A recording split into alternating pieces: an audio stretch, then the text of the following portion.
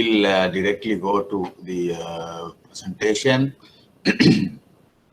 Theory of firm. Last 2 weeks, of course, we discussed up to yes, cost of production.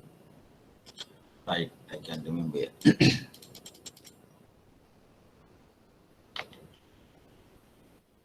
Production function, we discuss the technically efficient production, short-run production function, long-run production function. Yes, we discuss up to this point. Yes, PC, MCA, completely about earlier. Right. Okay. Right. Averages. Average the cost curves. Now there's a typo. You have to change this. TC divided by Q, FC over Q. Draw the line here. FC over Q, VC over Q. TC over Q is average cost. Sometimes some textbooks they say average total cost or average cost. Then average fixed cost, average variable cost. I think this I wanted to finish this. Now this average cost curve, averages. This is a short run average cost curve. How many cost curves? In the short run, we said total cost consists of fixed cost and the variable cost. Why there is a fixed cost? Because in the production function, in producing the good, there's a fixed factor of production. Maybe number of computers, capital, fixed. Then that cost is fixed, or rent of the premises. Right, these are fixed. In the short run, there's a fixed cost and the variable cost. Fixed cost does not depend on the level of output. Whether you produce, if you don't produce, or the you produce 100, 200, 300, 400 units, 10,000 units, fixed cost is fixed.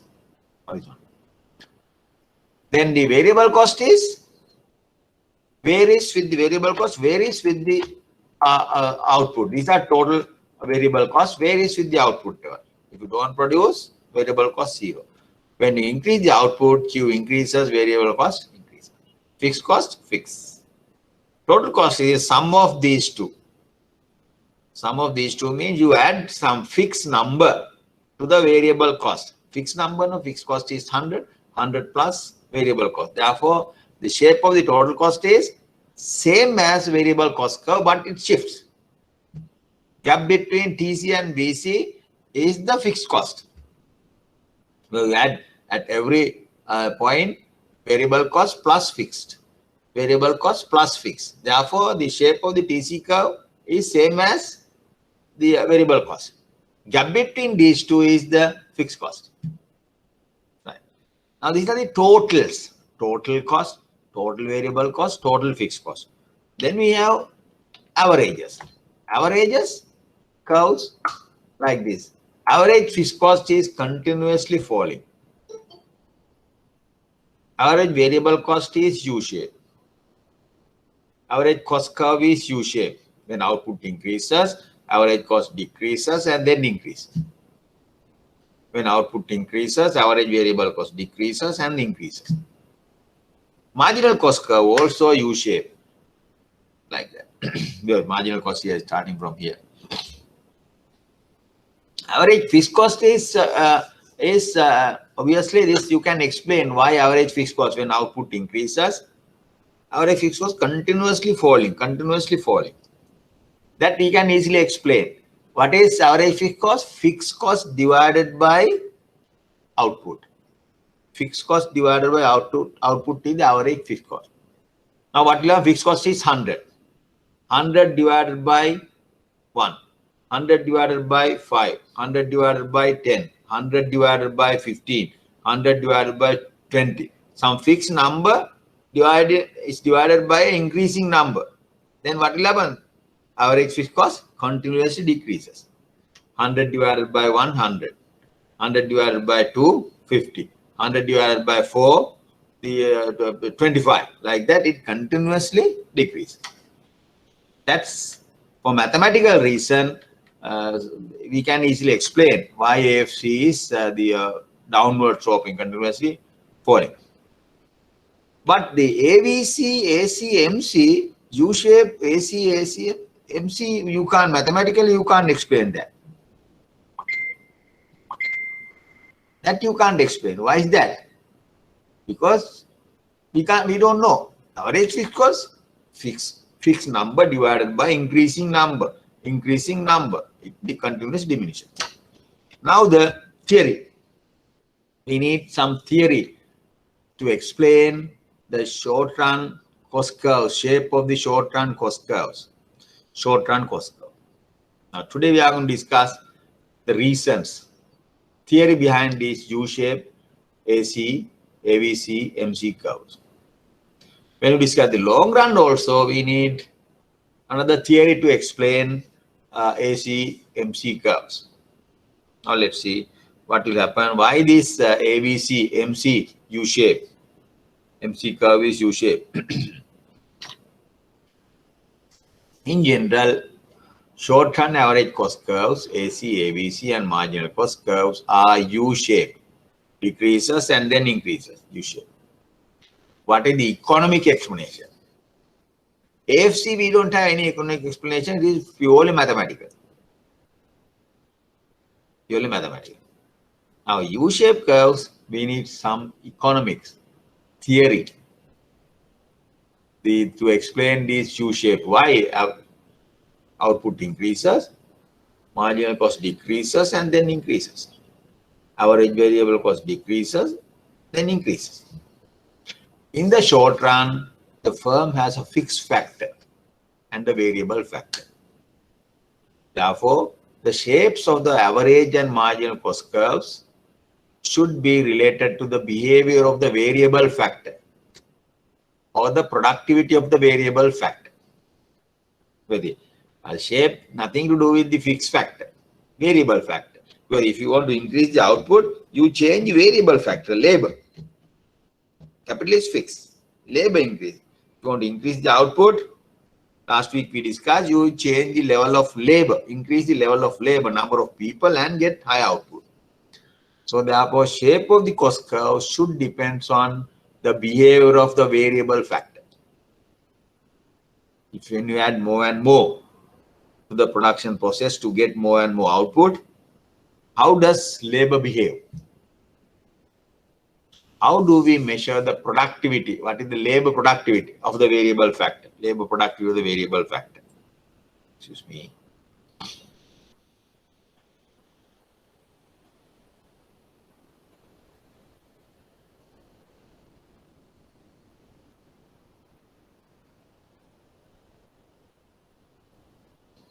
Right. Productivity of the variable factor. Labor productivity. Using the labor productivity is measured using marginal product. Productivity of the variable factor is measured using marginal product. What is marginal product? Marginal product is that. Marginal product is, if the variable factor is labor, the firm could increase the output by employing more and more labor factor, variable factor, that is labor. Then marginal product of labor, MPL, is defined as delta Q over, underline this line, delta Q divided by delta L. The marginal, now we define, marginal product of the variable factor is the increase in output obtained by adding 1 unit of the variable factor, holding constant the input of all other factors. Capital fixed. Variable, you can add more and more labor to the production process to get more output, increase the labor. Let's say there is 1 worker, production level is 10. 4 computers, fixed. Now we hire another worker. Now we have 2 workers. Output level increases to 15. 1 worker, when there is a worker, his output is 10. Now there are 2 workers, output level 15. 4 computers, fixed factor. Then marginal product of the second worker is 15 minus 10. 2 workers produces 15 shirts, First worker produces 10 shirts. Therefore, changing output is 15 minus 10. Changing labor is 2 minus 1. 15 minus 10 is 5. Delta Q is 5 divided by 1. 2 minus 1. It is 5. Let's have another worker, 3 workers. There are 3 workers. Let's assume output. Now it is 17. First worker 10, 2 workers 15, third worker 17.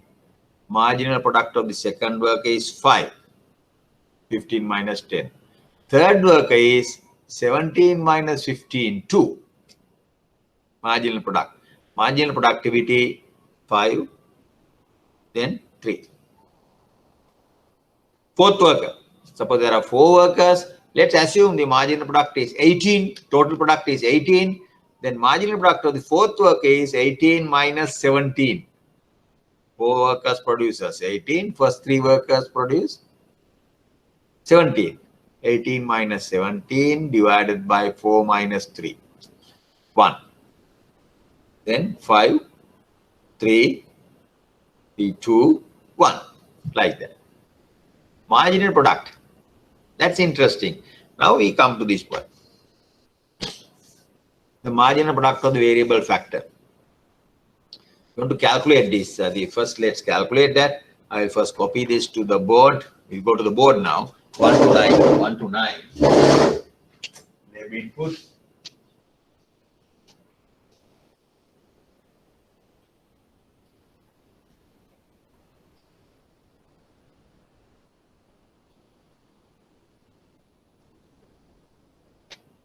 Output. Output 0, 0.8, 1, 1.8,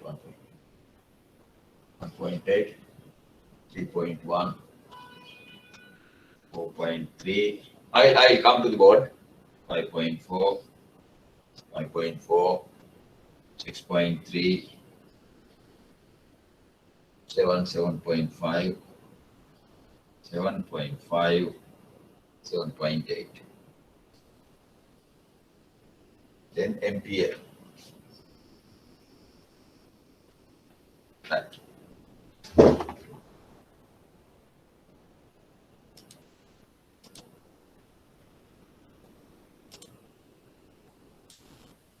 Right. Now we have these numbers. Labor input, output. Now, for example, production function output is produced using L and K bar. Why it is K bar? Fixed factor. We have 4 computers. So, if you want to increase the output, this is a short-run production function. This is called short-run production function. If you want to increase the output, you can't change capital, number of computers, but you can increase labor. You have more and more. 1 worker, 2 workers, 3 workers, then you can increase the output. Now this is the table. Short-run production function. Short-run production function. Now we can calculate marginal product of labor. What is MPL? MPL is change in output divided by change in labor. Q2 minus Q1 divided by L2 minus L1.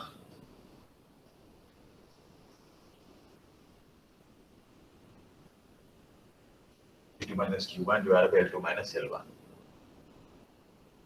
Now first worker, 0.8. When there are no workers, output 0.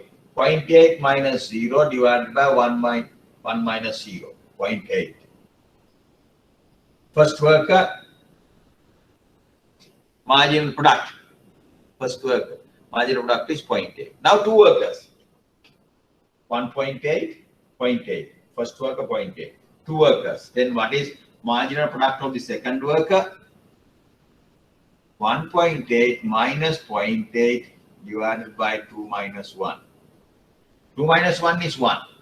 1.8 minus 0.8 is 1. Divided by 1. That is 1. 3 workers. 3.1 minus 1.8 divided by 3 minus 2. Always it is denominator 1, change in 1. 3.1 minus 1.8 is 1.3 divided by 1. Marginal product of the third worker produces this. Third worker himself, not all three, 3.1. Third worker produces 1.3. 4.3 minus 3.1, 4 minus 3. Then 1.2. Then 1.1. 5.4 minus 4.3. 6.3 minus the 0.9. Then 7 minus 6.3. 0.7. Then 0.5. Then 0.3. MPA, right? Marginal product of labor.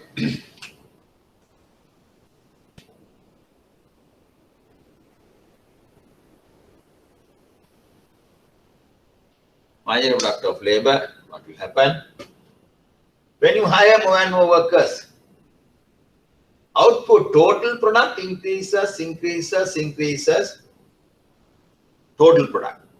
Marginal product increases up to this point. Up to third worker, it increases.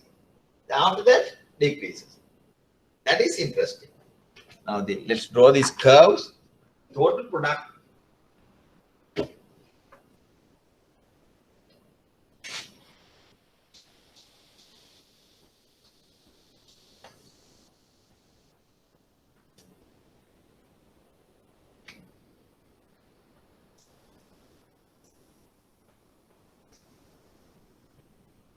Output versus Q, or the total product. Total product. Total product increases. 1, 2, 3, 4, 5, 6, 7, 8, 9. 8, 9. Labor input. Labor versus total product. Increases, but decreasing rate. Increases like that.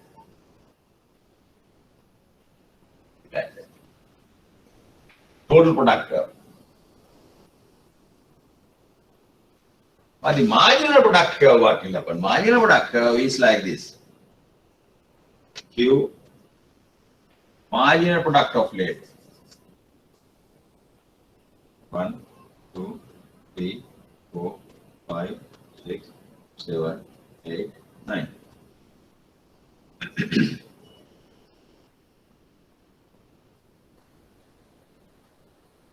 Marginal product of labor increases. First worker 0.8. Let's say it is 1, 2. First worker 0.8. 0.8. Second worker 1. 1. Third worker 1.3. 1.3. 1.3. Here. Then after that, what will happen? 1.2. Ninth worker 0.3. Ninth worker 0.3. 0.3 is somewhere here. Then what will happen? This is the MPL. MPL, marginal product of labor. Up to third worker, marginal product increases. Output of the last worker increases. But after this point, diminishes. Total product curve increases at a decreasing rate. Right? Now this is the point. Marginal product curve, total product curve increases. Total at a decreasing rate, but marginal product curve increases up to a certain point, then diminishes. Now that is interesting. That is interesting means, go to that. Why is that?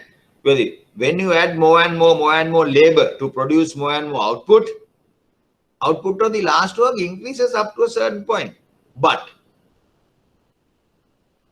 obviously it diminishes. Why is that? You have only 4 computers. First worker, 4 computers. Say 2 workers, 4 computers. 3 workers, 4 computers. Okay. After that, what will happen? 4th worker, 5th worker, 6th worker, 7th worker. He doesn't have computer. They don't have computers to work. Right? Their output diminishes. Their productivity diminishes. That's why this MPL curve, economics of that. When you add more and more workers, productivity increases but diminishes. At the moment, if you are working in a bank, commercial bank, then sometimes still you need more workers. But when bank hire more and more staff assistant, output increases. Output initially increases because at the moment you are under pressure. Lots of customers are coming. You don't have time. You don't have time to go for lunch. So you are under pressure. But when you hire more and more workers, output increases. Output of the last worker, first worker, second worker, third worker, fourth, it increases. But 10th, 15th, 20th, definitely marginal productivity of that last worker decreases. Now the shape of this MPL curve is explained by a law, fundamental law in economics, like the law of diminishing marginal utility. This is called the law of diminishing marginal product of labor. I'll go to this one.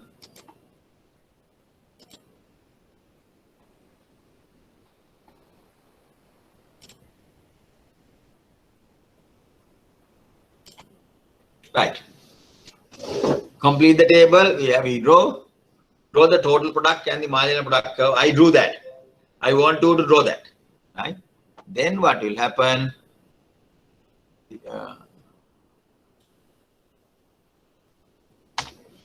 This is MPL curve. I have not drawn the TPL curve. You can draw total product. You can draw. MPL increases up to a third worker and then diminishes. The shape of this curve, this is the shape of the marginal product curve of the variable factor. Variable factor is labor. This is true for most of the production activities. If you take a plot of land, the paddy field, let's say fixed factor is the land area is fixed. Then you add variable factor is fertilizer. When you add fertilizer, first kilogram, second kilogram of the 20 kilogram, 30 kilogram, 40 kilogram, 50 kilogram, like that, then output is the paddy. Initially, when you add more and more fertilizer, marginal product of the last kilogram of fertilizer might increase. Can get more and more out. But if you are adding over employment fertilizer, over employment as fertilizer is no use. Marginal productivity of the last kilogram of fertilizer decreases. Here what will happen? Marginal product of labor increases and then diminishes.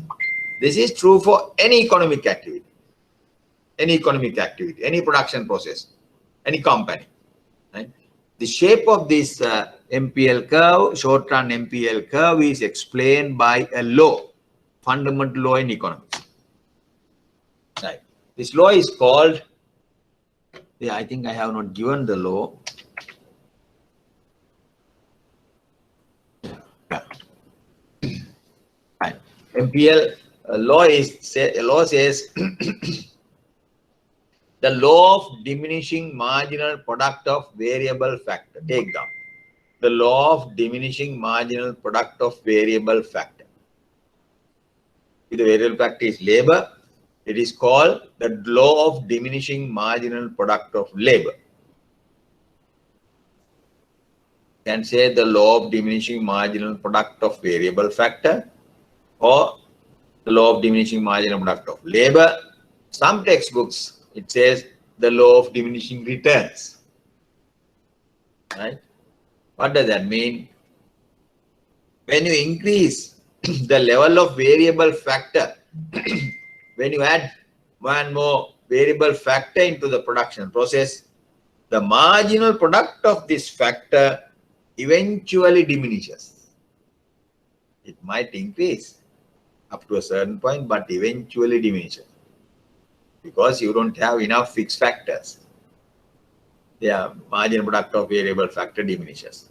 This is called the law of diminishing returns. Labor input, you increase labor. Marginal product of labor up to the third worker, it increases MPL, but diminishes. For example, 0.8, 1, 1.3. After that, 1.2, 1.1, like that, it starts diminishing. That is called the law of diminishing marginal product of variable factor. Take down this. I have not given the law. Take down this question. State the law of diminishing marginal product of variable factor. State the law of diminishing marginal product of variable factor, within brackets, marginal product of labor. State the law of diminishing marginal product of variable factor, within brackets, marginal product of labor, if the labor is the variable factor. Now what will happen? Now, what is our idea? We want to explain MC curve, U-shape AVC curve, U-shape AC curve.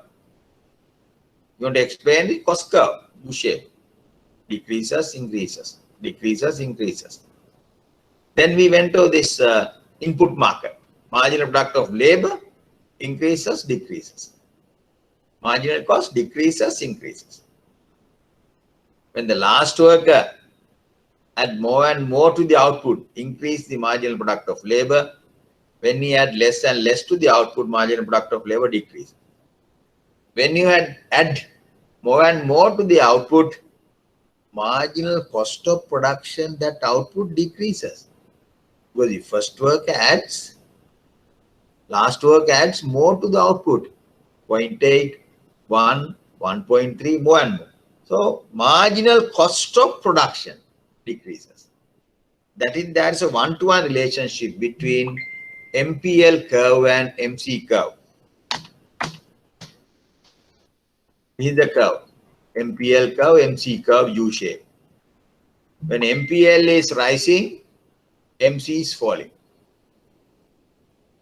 When marginal product of labor diminishing, last work adds less and less to last worker, adds less and less to the output, marginal product of labor decreases, marginal cost of production of the output increases.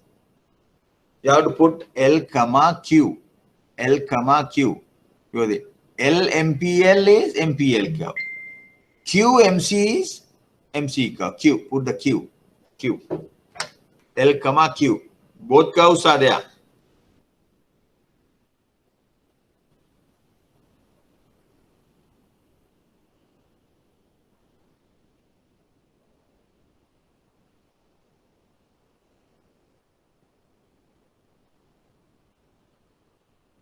Sorry, I'm getting lots of messages, my friend.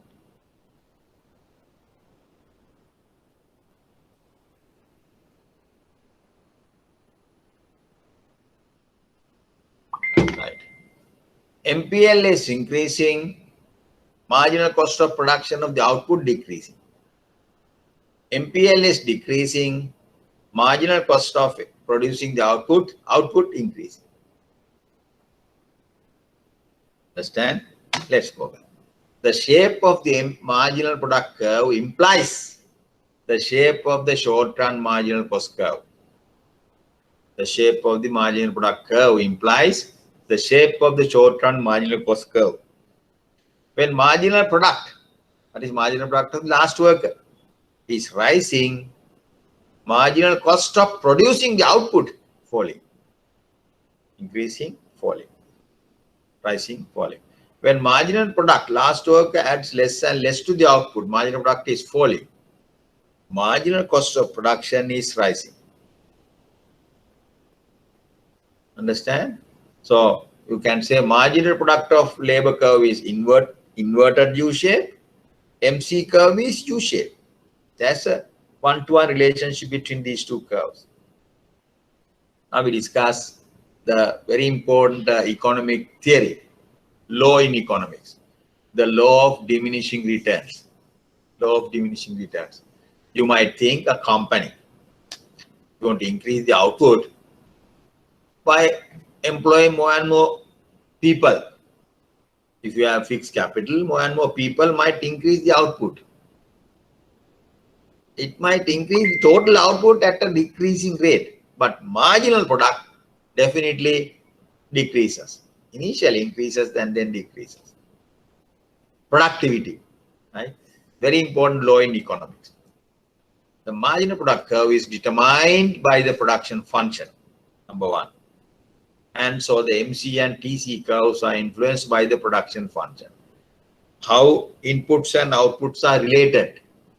The mathematical relationship, economic relationship between inputs and output, production function is the key of this, the shape of the MC curve. Shape of the MC curve is explained by the input market, marginal product of labor. Now this very important question, because we said at the beginning, firm's objective is to maximize the profit. In other words, firm has to decide the profit maximizing output. In order to get the maximum profit, how much should I produce? In the short run, one of the factors fixed. In the short run, how does the firm decide the profit maximizing output? That is the basic production question. That's the basic question every firm, every company is facing. In order to get the maximum profit, how many containers we should produce monthly, per month? How many kilograms we should produce? How many clothes, how many shirts we should produce to get the maximum profit? Right? We said condition is at the profit maximizing point. Very beginning we proved MC equals MR, MC-MR approach. Marginal cost equals marginal revenue. Now in this case, we are going to discuss the firm short-run output decision. In this model, how does the firm decide the profit maximizing output? First, you have the MC curve, U-shape MC curve, U-shape AVC curve, U-shape AC curves. We know why they are U-shape. We know the theory behind this. MR curve, we assume it is downward sloping. Well, we are going to relax this assumption. It is not always downward sloping production. Perfectly competitive market, it is horizontal. Just assume it is MR curve is downward sloping. Then at this point, MR equals MC, point of intersection of MR and MC. MR equals MC. Corresponding output level is the profit maximizing output, Q star. Profit maximizing output is decided by the point where MR equals MC. We will discuss one example, remember? Between 6 and 7, MR equals MC, very first example. And this example, graphically, we can say the point of intersection of MR and MC curves indicate the profit maximizing output level. At that point, MR equals MC. That is very interesting. Right. Then we have another important concept. I'll draw this diagram in the board. I'll draw this diagram in the board. Yeah.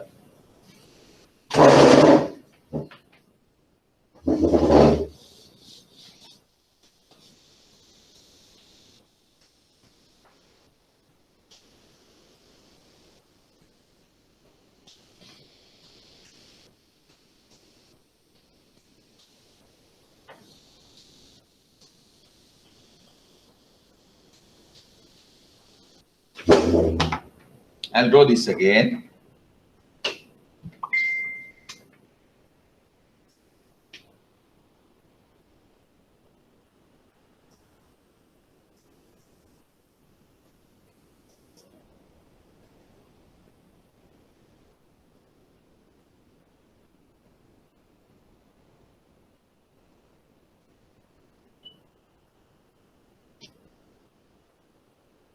Now you have the ABC curve, ABC curve, AC curve, ABC curve, MC curve.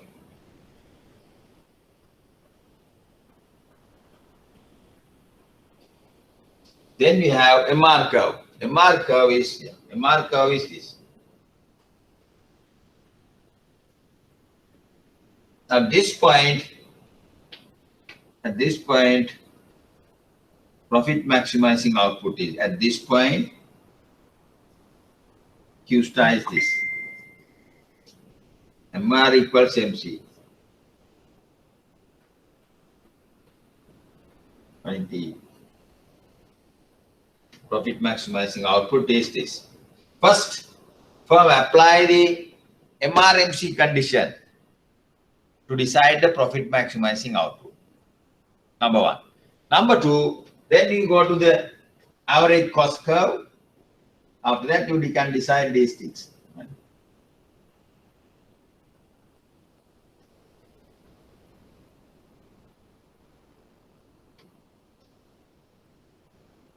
So the average variable cost of this output is here. Average cost of this output is here.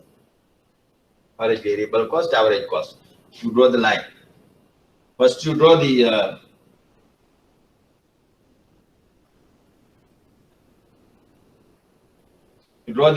decide the profit maximizing output.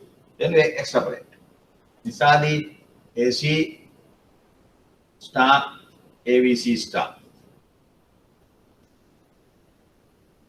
This point of the profit maximizing output level. Profit maximizing output level. At this point, MR equals MC. Then you go to the ABC curve, ABC, AC. Now this we have special the cutoff point. When firms this the price, market price can vary, can be in between. Because the firm is a price taker. Price could be here, or price could be here. Price could be here. Exactly minimum point. Or price could be here. P4, P3, P2. Price can vary. Price can vary. Price could be very high. P2, P3, P4. So then, depending on that, when price is very high, firm definitely should produce this Q star and can make profit.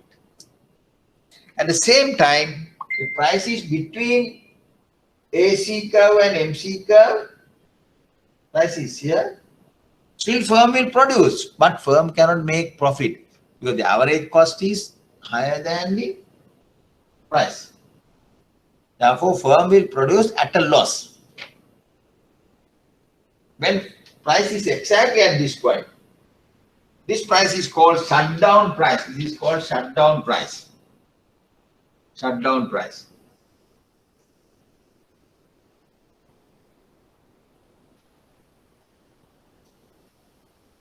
What is shutdown price? Mean of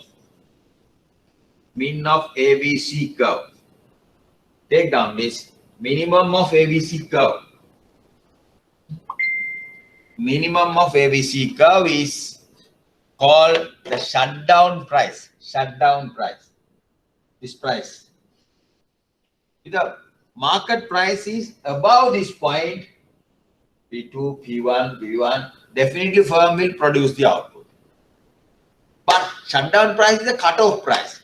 If the market price falls below that, firm stop producing the output. Firm will stop producing the output if market price falls below this point. At the moment, if you can remember, there is a cutoff price called shutdown price. What is that? Minimum point of the AVC. Minimum point of the AVC is called shutdown price. Right? So what is the procedure? To decide the profit maximizing output, first they get point of intersection of MR and MC. After that, they can calculate what is AC of this output, what is AVC of that output.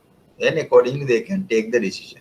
But if the market price falls below the minimum point of AVC, falls below, firm does not produce. Firm stop production, shut down the company. That is the important thing about the shutdown price. As long as market price is above the shutdown price, they will continue production. When the market price falls below the shutdown price, they stop production. Stop the production.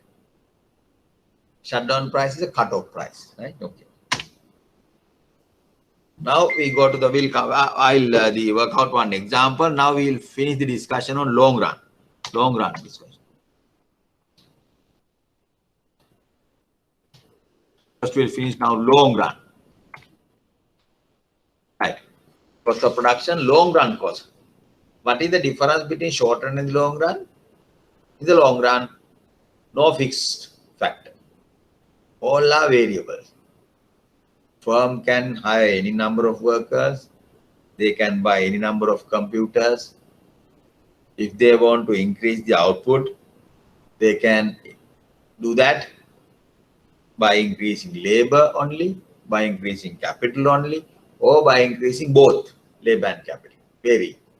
That's a short run. Firm can increase the factory size. They can move to new premises. They can change the scope of the production. Last week we discussed. Now at the moment, IBSL is educating, giving these the banking sector, educating bank sector people. They can start the finance company easily, no problem. Start the finance company and continue. Right? That is the scope of the business change. Brandix, Hemas, Initial, they were in the export market. Then they move to the hospital sector, health sector. Change in the long run, they change the scope of the business. The long run, in the long run, no fixed factor. All are variable. When there is no fixed factor, no fixed cost, no average fixed cost curve. When there is no the variable factor, no AVC, no VC. In the long run, we have only two cost curves: average cost and the marginal cost only. Two. Very easy to handle. The long run is the period in which firm can fully adjust to change in conditions. In the long run, the all factors of productions are variable. The firm can hire any number of workers, any number of computers, and also it can change the scope of their business in the long run. Anything can happen. As a result, the firm's long run cost of producing a given level of output would be less than that of the short run. Now that is interesting. I think I mentioned that in the earlier slide also. Let's say output level is 100. Short run, long run. Short run cost of producing the 100, long run cost of producing the 100, which is low. Long run cost of producing the 100 kilograms is less than the short run cost of producing the 100 kilograms. Reason is, in the short run, firm does not have flexibility. They don't have the full flexibility. In the long run, firm has the full flexibility. They can charge labor, change labor, capital, or both. When there's a flexibility in the production process, cost of production decrease. In the short run, no flexibility. Some number of computers, capital fixed. Only variable factor you can change only labor. Therefore, the cost long run, short run cost of producing a given output level is higher than the long run cost of producing the same output, same level of output. Cost curves, long run, short run. Then, now again, like in the short run, we want to know why they are U-shaped. Then we will discuss how does the firm decide the profit maximizing output in the long run. Two questions. First, we have to discuss why the long run AC curve or the MC curves U-shape. Second question is, how does the firm decide the profit maximizing output level using MR equals MC condition? Because I have that one. Okay. MR MC. Now, first question we'll discuss the first question, that is, why does the long run AC curve U-shape, long run MC curve U-shape? This is U-shape, right? Now the thing is, I have a question. Can we use the law of diminishing marginal product of labor or the law of diminishing marginal product to explain the U-shaped long run AC curve? Understand my question? In the short run, we use law of diminishing returns to explain the U-shaped AC curve in the short run, or U-shaped ABC curve in the short run. What is the law? The law of diminishing returns. Now my question is, can we use the same law to explain the U-shaped AC curve, long run AC curve? What do you think? Please answer me. In the short run, can or cannot? Cannot. Cannot. Good. Why is that? What is the reason? Because there's another law for the long run. Other? There's another law for the long run. Yes. We are that law of diminishing marginal product of variable. That law assumes one factor is fixed. There is a fixed factor. But in the long run, all are variables. Therefore, you can't use the same law to explain the U-shape of the AC and MC curve. You are right. We can't use that law to explain U-shape AC and MC curve because that law assumes there's a fixed factor. But these curves, long run cost curves, does not assume any fixed factor. All are variable. Therefore, we need a new theory, new explanation to explain the U-shape AC and MC curve. Understand? New economic theory, economic law. Now we'll come to this law. Now we are going to introduce new concept. Short run, we use the law of diminishing returns.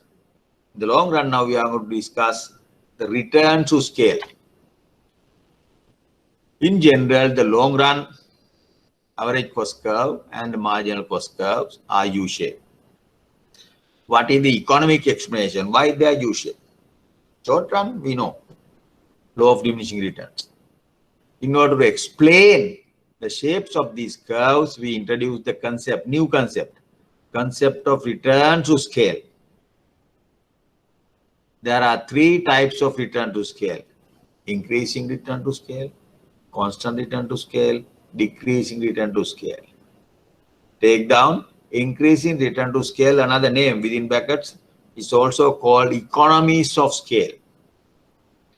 Increasing return to scale is also called economies of scale.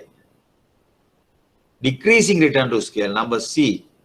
Decreasing return to scale called, another name is diseconomies of scale.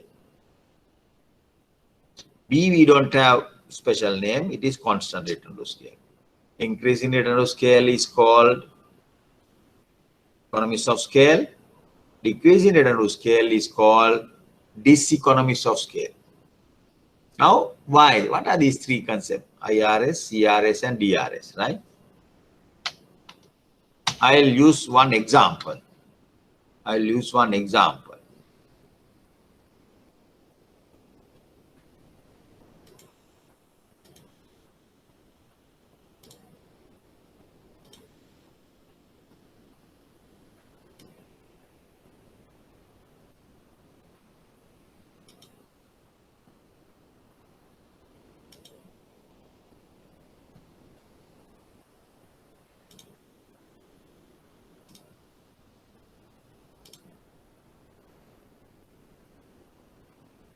Can you see the board now? Can you see the board? Hello? Can you see the board? Yes, sir. Yeah, right. Okay. Now I am going to introduce three concepts, three return to scale using some numbers. IRS, increasing return to scale. CRS, constant return to scale. DRS, decreasing return to scale. Right. Okay.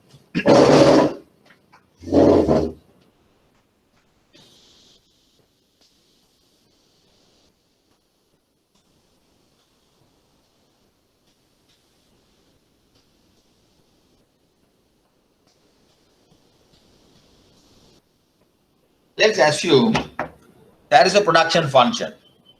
Output is a function of labor and capital. Let's assume initially firm produces 100 units of the output using 4 workers and 2 computers. LK, 4 working workers and 2 computers. Output 100. Now firm double 4 to 8 labor, 2 to 4 computers. Understand? They double the inputs. For example, CTB we have bus fleet, capital, and labor, number of workers. Then CTB double number of workers and number of bus fleet, like that. What will happen to the output? Output. My question is output the 200 or 300, or output increases 150. Understand the experiment? Initially firm has 4 workers and 2 computers, L and K. Producers is producing 100 output.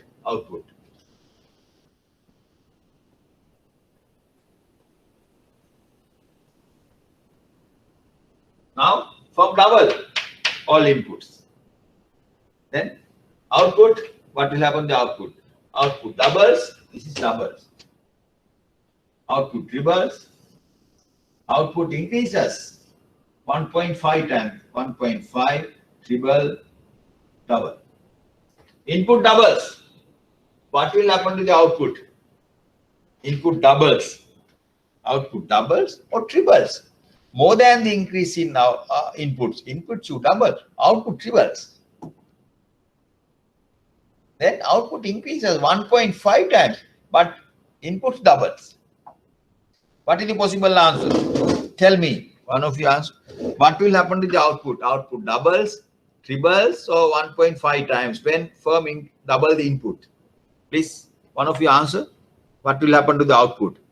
Understand? Input doubles. What will happen to the output? Output doubles, triples, or 1.5? Tell me. What will happen to the output? Please. What do you think? Output doubles, when input doubles. What will happen to the output? Output doubles, triples, or 1.5? Tell me. One of you answer. Yes. Sasina, yes. Sahara, yes. Can you answer? What will happen to the output? Doubles, triples, 1.5. One of you, can you answer me? Can you hear me? Hello? Can you answer? Hello?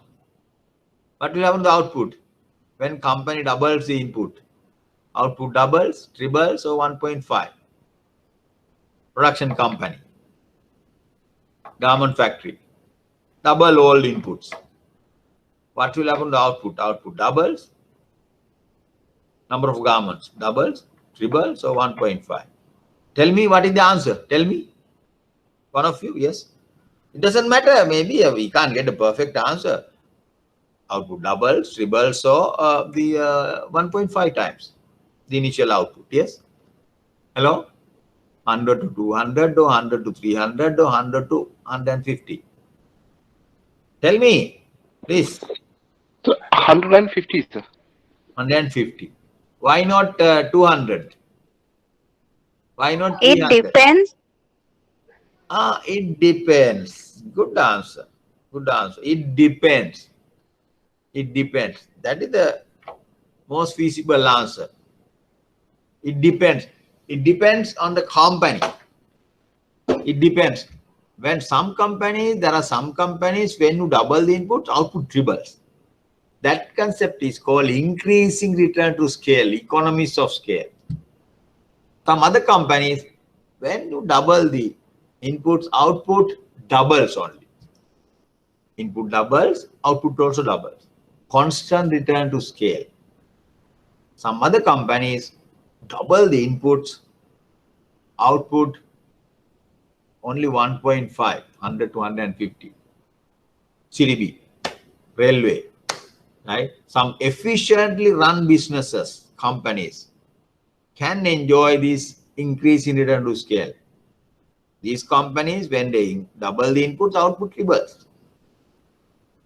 That is called efficient companies, good companies, Brandix, MAS, right? These are still in the world, there are telecommunication sector, companies in telecommunication sector, companies in the IT industry. Still, people enjoy, companies enjoy increasing return to scale. What does that mean? Proportionate increase in output is more than the proportionate increase in inputs. You double inputs, output triples. Economies of scale, increasing return to scale. Some other companies, constant return to scale. What does that mean?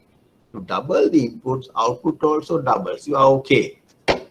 Constant return to scale. But the third case is worse. You double inputs, output only 1.5 times. Double inputs, right? Okay. Now we have some idea about the return to scale concept. There are three return to scale: increasing, constant, decreasing. Then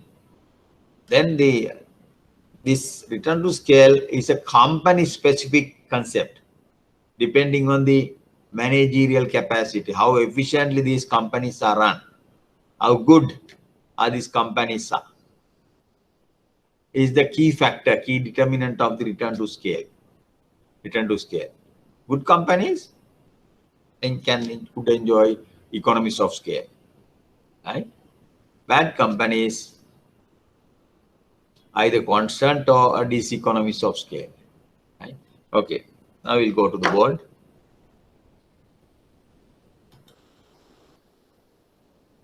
On the board, text,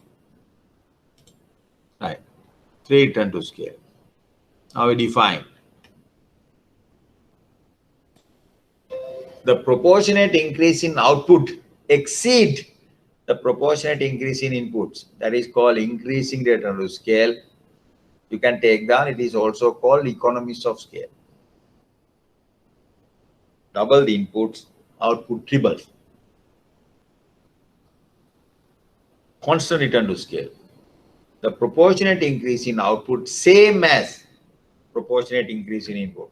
Double the inputs, output also doubles. Number 3, decreasing return to scale. The proportionate increase in output less than the proportionate increase in output. You double the input output 1.5 times. Double means twice. Output increases 1.5 times. 3, return to scale. Average cost. Now there is what is the relationship between this concept and average cost curve? Average cost curve is U-shape. Increases and then increases. When the average cost is falling, we saw that the production process has increased in return to scale. When the company has production function, production process has increased in return to scale, economies of scale, AC will be falling.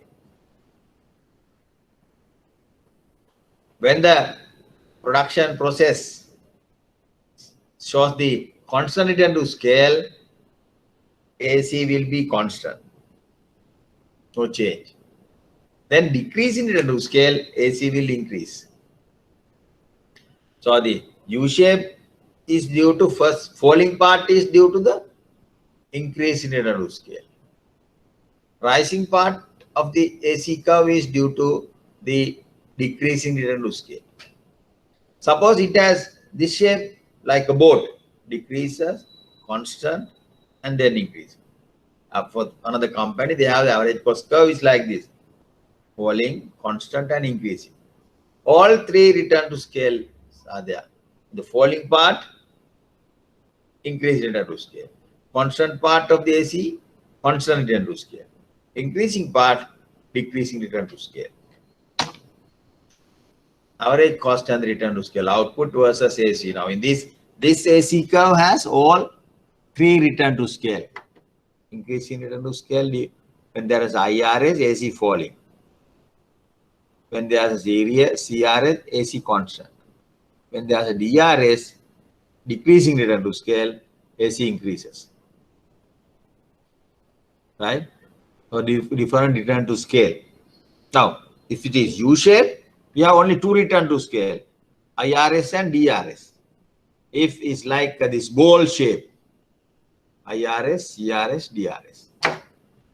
If it is only U-shape, IRS, DRS. If it is continuously decreases, only IRS, AC curve.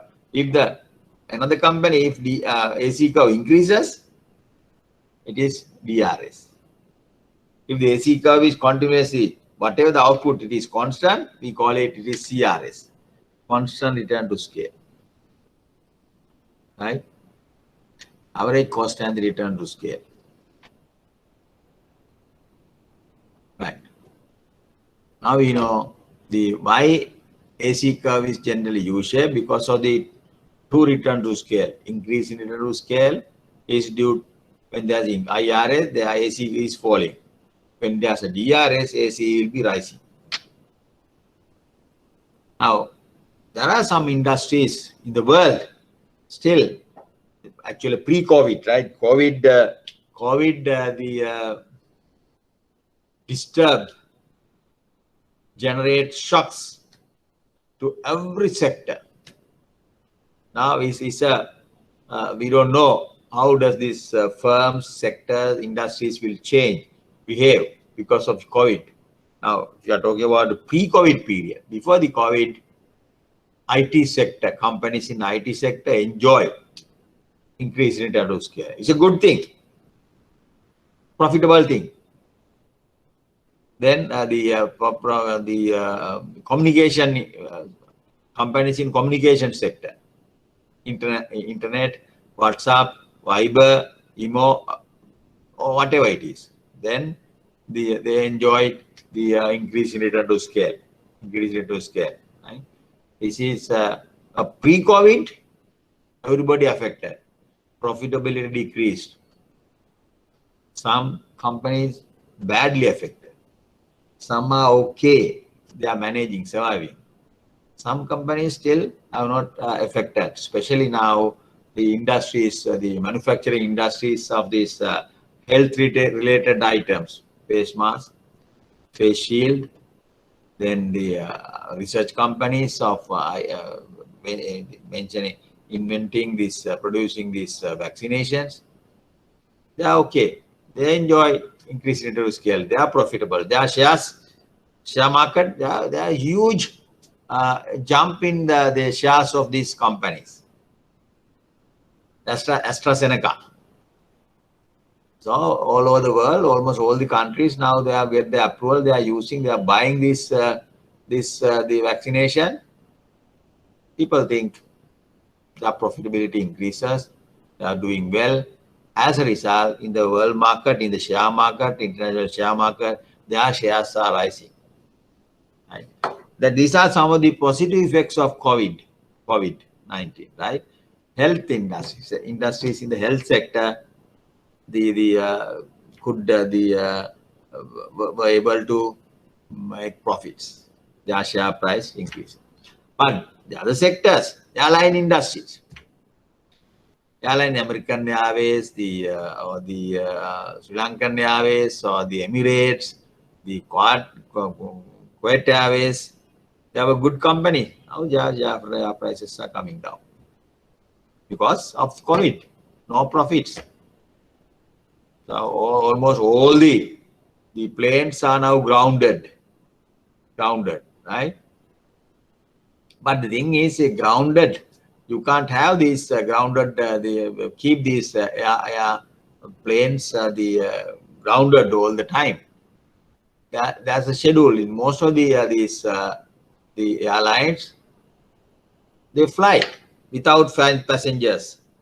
For example, the Colombo to the Chennai, right? Or sometimes in America, you can say it's Washington to long way there. Washington to California, maybe around 7 to 8 hours flight. They fly. Why? Keeping your plane idling, it causes lots of problems. Servicing is important. Short trips.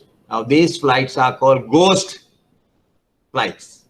Nobody is there, only the one or two flight attendants and the captain, the pilot is there, co-pilot is there. They just go travel because they want to keep there. It's a loss, complete loss, but can't help. I mean, Sri Lankan Avaya fleet, not that much of flights, no, but some US, Singapore, huge flight. Lots of flights are there in that air flight, right? So it's a waste of time. Now their share prices are coming down post-COVID. These are one of the negative effects of on the airline industry. Positives: health sector industry, research companies performing well. The vaccination companies, they are found vaccinate, and the AstraZeneca, they are beaten well. They are huge profits. Increasing return to scale in the long run, they will make economic return to scale, right? Okay.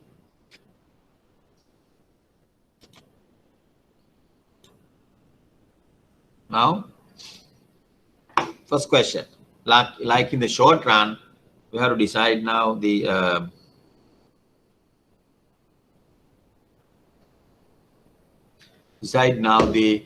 how does a firm in the long run determine the profit maximizing output.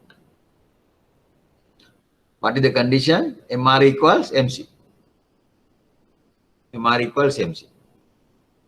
The output level where MR equals MC is the profit maximizing output.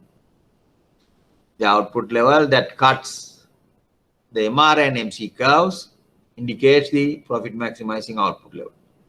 At this point, MR equals MC, the profit maximizing output level Q. That's all. If the market price is very high, above the AC, what is the average cost of this output? You go to the average cost curve. That is the average cost of this output. You go to the average cost curve, parallel distance, this vertical distance indicates the average cost. If the market price is very higher than the average cost, firm will produce and could make profit. Price is 100 rupees, average cost of this output is 80 rupees.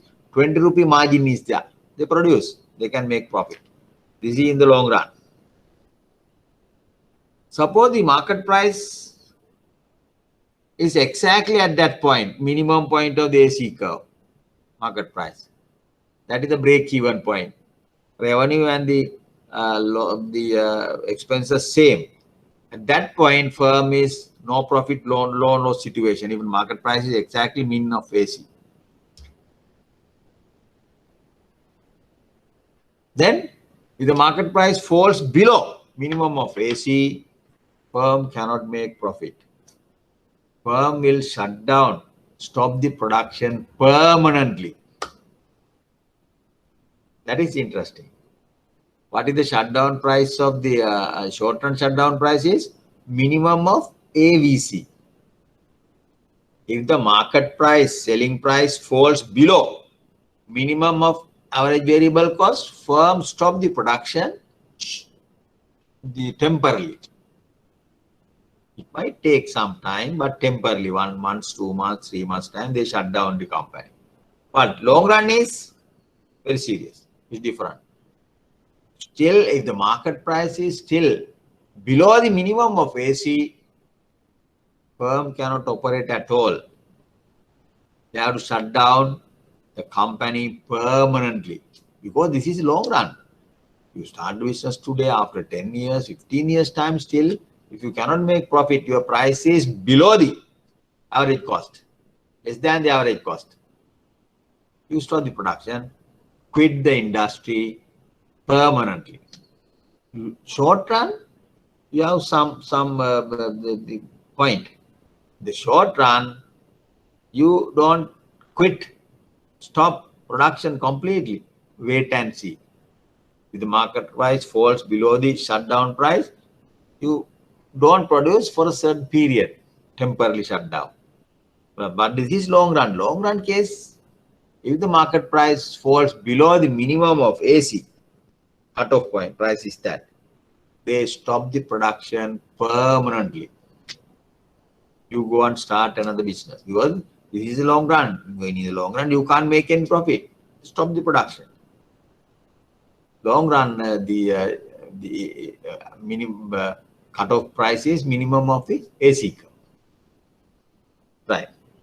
Okay, now we know how to determine the profit maximizing output in the long run. Let's go to the short run case. Short run, I drew this diagram. So what is the summary? We discuss in the short run, the firm decide the profit maximizing output using MR equals MC. In the short run, there's an important concept called shutdown price. What is shutdown price? Minimum point of the AVC curve. Minimum point of the AVC curve is called the shutdown price. Why it is important? If the market price falls below that level, firm will not produce temporarily. Firm will shut down the company temporarily for 2 months, 3 months time. But in the long run, if the market price falls below the minimum point of the AC curve, stop the production permanently. Stop the production line permanently, or you sack all the workers and ask them to go home, stop the production. Because this is long run. Still in the long run, your price is very low. What do you recommend? Don't produce. Go and start another business. That kind of argument, instruction. Right. So that is the last slide of this lesson. We discuss first the theory of firm. First we discuss what is a firm, objective of a firm, then short run behavior of the firm, then long run behavior of the firm, then how do we explain the short run cost curve, shape of the short run average cost curve, short run AVC curve, the economics laws that govern these shapes. the law of diminishing returns. The law of diminishing marginal product of variable factor. The law of diminishing marginal product of labor. But in the long run, we cannot use those laws to explain the U-shaped AC and MC curves in the long run. Why is that? Those laws, short run, these laws assume that there's a fixed factor. In the long run, we don't have that assumption. Therefore, that's why we need a separate set of the explanations, different law. Then, what is the law? Return to scale in the short run. AC curve is U-shaped. You have increasing return to scale and decreasing return to scale. AC increases. Yeah. AC curve is constant. That means you have constant return to scale. Production function shows constant return to scale when AC is constant. When AC is rising, it is decreasing return to scale. This economies of scale. Long run AC. Right? We discuss up to this point. Then now we go to this other thing.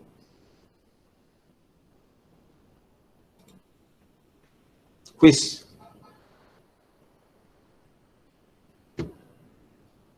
Yeah. Please go through this quiz. But this covers some of the other previous lessons also. But let's see. Can you go through? I will give you now it is 11:48, 12. That is the 12 minutes, right? Please go through and mark.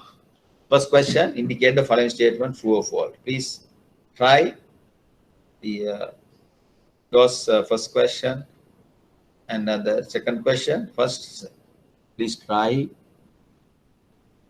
first 5 questions. MCQs, these are MCQs. Take down this. Question number 1, you can answer. Question number 3, 1, 3, and 1, 3, 4, 5. 1, 3, 4, 5. Please try. 1, you have the 4 parts, 5 parts. 1, 3, and 4, 5. 12 o'clock, we'll start.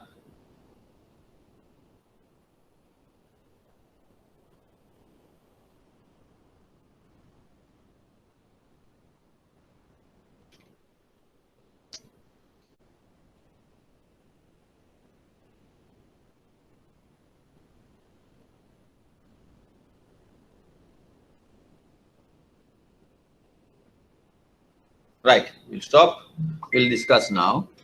Indicate the following statements are true, false, or uncertain. There are 5 questions. But part A, the total cost of production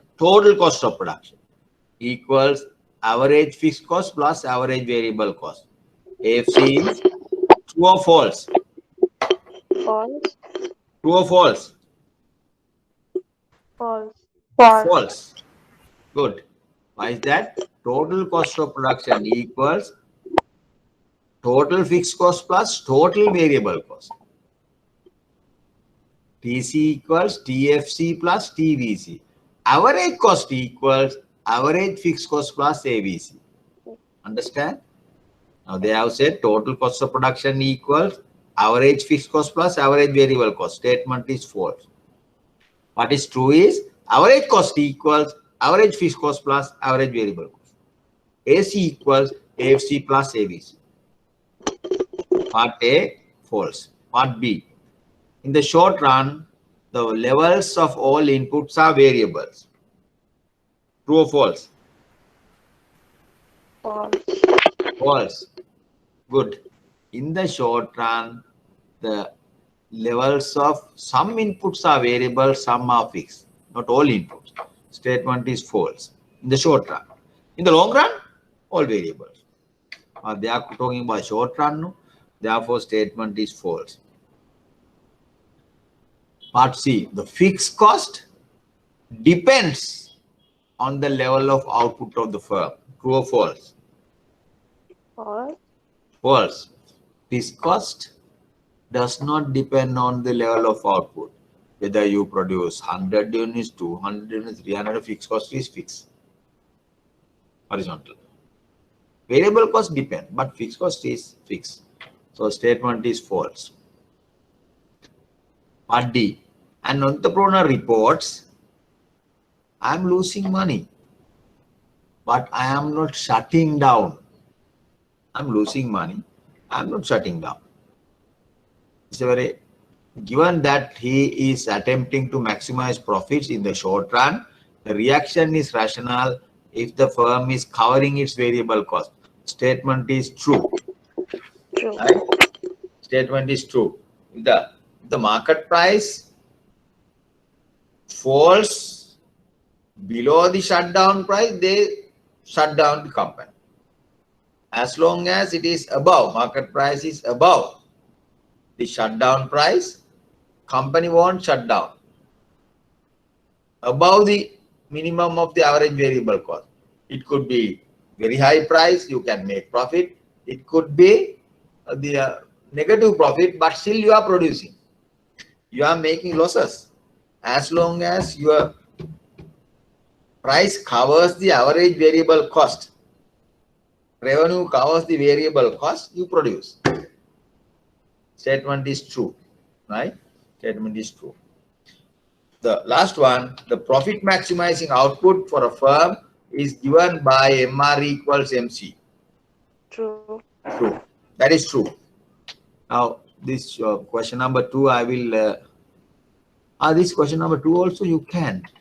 In the short run, a firm with the objective of maximizing profit should not produce if price less than minimum average variable cost, price less than minimum average cost, price less than average fixed cost, minimum average cost is less than marginal cost. Its receipts cannot cover all of its cost. What is the correct answer? Should not produce. Correct answer? A, B, C, D, E.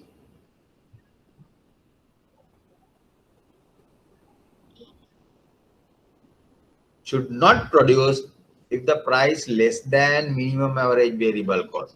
Minimum average variable cost is called shutdown price. So answer is A. In the short run, a firm with the objective of maximizing profit should not produce if price less than minimum average variable cost. That is the correct answer. All are the wrong. Part 2. Question number 3. Economics is the study of how to produce most goods for the most people. The printing and circulation of money in the economy. How people deal with scarcity. The equitable distribution of society's income and wealth. None of the above. What is the correct answer? C. C. Yes, good. How people deal with scarcity. Economics is the study of scarcity. Scarcity of resources in relation to human wants. In a free enterprise economic system, the basic production questions are solved by planning ministry, the parliament, price mechanism, Ministry of Finance, none of the above. H. Price mechanism. H, good. H, price mechanism. Because the economic systems basically in the basic textbooks, you can find the economic systems in the world. We have free enterprise economic system. Government sector does not intervene at all. Economic activities are completely done by private sector, taking price mechanism as the signal, demand and supply as the signal. Other extreme is central plan economic system. No private sector. All the economic decisions, all the production questions are answered by the government, planning ministry, Ministry of Finance, government. Right? In between, you have mixed economies. Sri Lanka is a mixed economy. You have private sector, private schools, private hospitals, private buses, government schools, government hospitals, government buses. Some decisions are taken by the private sector, some are by the government sector. Mixed economies. Sometimes it is called market economies also, mixed economy. almost all the countries in the world have mixed economies. You can't say 100% free enterprise, so 100% the central plan economies are not there. For example, you can say Cuba, China, they are closer to this central plan. Singapore, US, then England, Germany, they are close to the free enterprise. In between, a large number of economies, they like India. Not only it's a free mixed economy.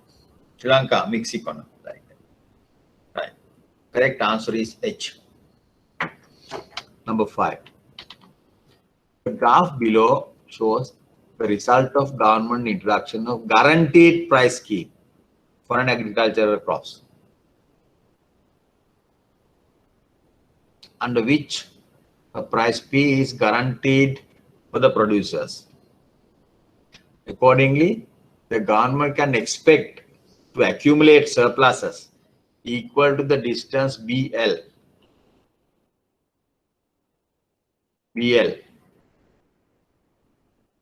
This is BL. Distance AK. Distance AB. Distance PA. Here is PA. None of the above. Accordingly, when the government impose the minimum price, that is called the guaranteed price, minimum price.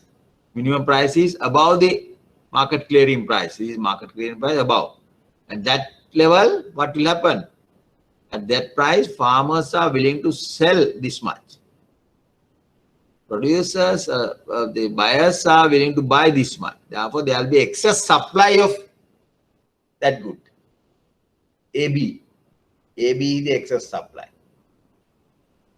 For example, the minimum price, now in Sri Lanka, we have minimum price per kilogram of paddy is 50 rupees.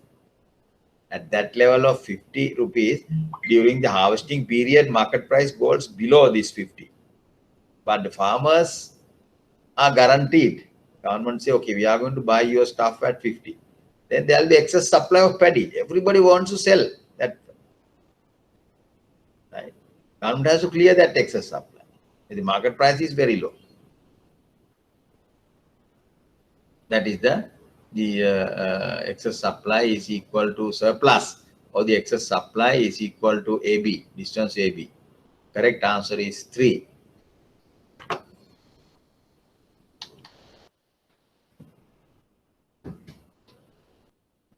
In consumer choice theory, diminishing marginal rate of substitution implies convex indifference curves, diminishing marginal utility, decreasing indifference curve, intersecting indifference curves, downward sloping budget line, negatively slope indifference curve. Negatively slope indifference curve. MRS diminishes. Diminishing marginal rate of MRS diminishes because of the negatively sloped indifference curves, right? You can say convex indifference curve also, it is correct. Implies the diminishing marginal, theory is diminishing marginal utility. The last time we discussed, substitutability of two goods diminishes when consumer gets more and more X. His willingness to substitute good X for good Y diminishes. Why is that? When consumer get more and more X, marginal utility of that good diminishes. So theory behind this, why MRS diminishing? Because of the law of diminishing marginal utility. Correct answer is 2. Law of diminishing marginal. Number 2.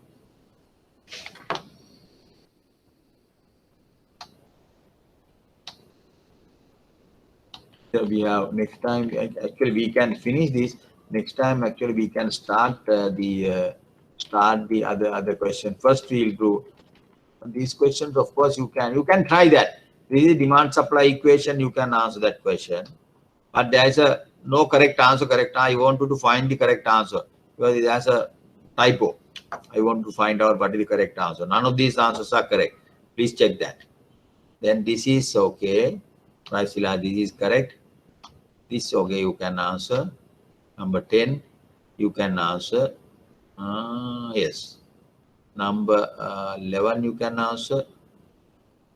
And it can be yes. Yeah.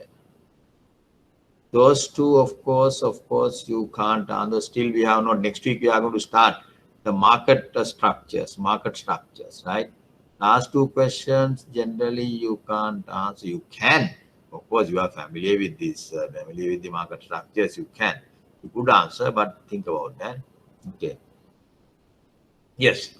Next week we are going to start. Now, so far we have discussed firms, individual firms, objective of a firm, short run behave of the firm, long run behave of the firm, profit determination of profit maximizing output in the short run, in the long run. The laws govern the laws relating to U-shape AC curve in the short run, U-shape AC curve or U-shape curves in the long run. We discuss. Now we are going to discuss an industry. A market is a collection of more than one firm, collection firms. So next week we are going to discuss the markets, different market structures. Some markets have only one firm. This firm produces the entire supply. Ceylon Tobacco, electricity board, distribution of electricity. Then the Ceylon Petroleum, monopoly market. One firm, entire industry output is produced, supplied by one firm. Monopolies. Central bank, monopoly. Only one central bank we have. Central bank, the administrators, supervisors, they regulate the financial sector, minus the monetary sector in the economy. They're a monopolist. You don't have two central banks. Only one company, one firm, one institution in that particular sector. Then other extreme, you have large number of companies, large number of firms, large number of firms. We don't have a limit, 30, 40, 50, no, large number of firms. That is called perfectly competitive market structure. Paddy farming. Now in Sri Lanka, there are about, if you assume each farmer is the firm, each farmer is a firm, then you have about 300, 400,000 farmers. Now, each one is a firm. That is a perfectly competitive firm. Two extreme cases, monopoly and the firm. In the monopoly, firm can set the price. Therefore, we call that firm is a price setter or price maker. In the other extreme, competitive, that firm is a price taker. Firm cannot set the price. Firm is a price taker. Firm has to sell their product at the market determined price. In between, you have other market structures, monopolistic competition. Some characteristics are like monopoly, some are like competitive market. Then oligopoly market. Oligopoly market is different from all the other market structures, other three market structures. Oligopolist. Oligopoly market, for example, banking industry. We have about 25 commercial banks. Banking industry is an example for oligopoly market. I have given that question, yes. Number 12, yes. Oligopoly market. What is the oligopoly market? Oligopoly is if you take one bank, when one bank decided to introduce a new deposit account, new product, new savings account, they don't independently introduce this savings account. They consider, they study what is going on in the market, what are the interest rate structure, what is the target group of this savings, the minors or the youths or the adults or the senior citizens. They study and take the decision. Oligopoly market, in the oligopoly market, firm's decision, individual firm decision is conditioned by what other firms are doing. You don't independently take decisions. That is called strategic behavior. When you decide your strategy, you decide. Check. study what other firms are doing, then you take the decision. This kind of strategic behavior is there. In the oligopoly market, firms behave strategically. Firms behave strategically. For example, in the life, how do you take decision? Independently or strategically? Tell me, one of you answer. Independently or strategically? In the life. Yes? With regard to a haircut, with regard to clothes, with regard to blouses or the shirts or the shoes, how do you take decisions? Independently or strategically? Tell me. Independent. Sorry? Sorry? Independent. Independently. Yes. Independent. Huh? Independently. Huh? Yes. Oh, okay. Good. Any other answers? Any other answers? Independently or strategically? To study what is going on accordingly, you take the decision. So independently or strategically. Yes. Everybody Independent. agrees? Independently or strategically? Or some independently, some strategically? How do you take decision? Boys? How do you take decision with regard to a haircut or shirts, some fashions, right? Then how to take decision? Independently or strategically? Yes. Good that you all said independently, right? In the life, think about some decisions we take independently. You don't care what other people are telling about you. But some other decision we take strategically. Strategically. What is going on in the market? What is going on in the market? What is there? How they behave? Accordingly, you take their decisions. Now, this is interesting. In the life, it's a combined. We have both strategic decisions, strategic behavior, and the independent decision. But the thing is, now the new generation, your generation, not my generation, we are old. You all want to take decision independent. But your parents want you to behave strategically. See, these uncles, the childs they are studying very hard. You are not working, you are not studying. Why don't you do that? Why don't study? But you want to be independent. Amma, Tata, this is my life. I want to decide. Don't intervene in my things. That kind of attitude is there in the new generation, right? So that is the conflict between the generational conflict, old and the young people. Young people, sons and daughters want to be independent, but parents want their children to be strategic. See, this study, they are the life. Then sometimes these children, they complain, Amma, you don't know anything. Father, you don't know anything. You know nothing. I can't agree with that because your parents are in this world more than that you are living. They have 30 years, 40 years, 50 years, 60 years. They know lots of things. Intuitions are there. So they know lots of. You can't say they never know. But conflict is there. Generational conflict is there. That is the strategic behavior versus independent behavior. Now, in the oligopoly market, firms behave strategically. Competitive market, firms take independent decisions. When the firm take decision, they don't care what other firms are doing. Independent decision.